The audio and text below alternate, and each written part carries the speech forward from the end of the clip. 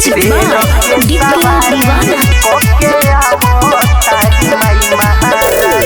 शेर के सवारी कोके आवो तारी माई महारानी। शेर के सवारी कोके आवो तारी माई महारानी। पौवा पखारो माई के सेवा में होके तैयारी। शेर के सवारी कोके आवो तारी माई शेरावाली। शेर के सवारी कोके आवो तारी माई महारानी। शेर के सवारी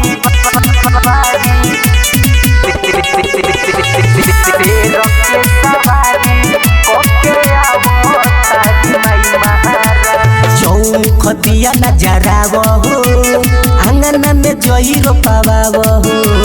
गैया के गोबरा से घरवा लिपाव भौजी हो अलख जगाव हो।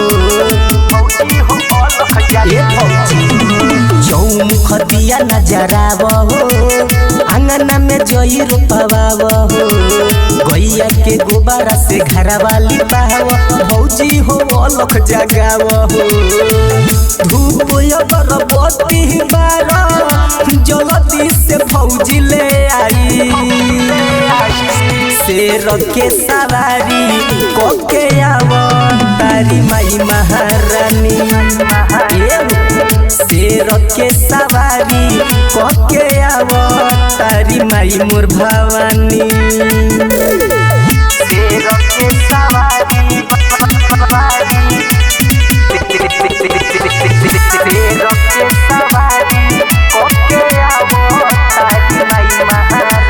मैया के संगे भैरू भैया हो आ गईली अपने गौआ हो। शिव शर्मिला सेवा में बारे बनी के उनके पुजरिया हो। मैया के संगे भैरू भैया हो आ गईली अपने गौआ हो। शिव शर्मिला सेवा में बारे बनी के उनके पुजरिया हो। राजू बाबा दीप सौन के मोहन से ज्योत जगाली। शेर के सवारी कोके आवो तारी माई शेरावाली। शेर के सवारी कोके आवो तारी माई भवानी।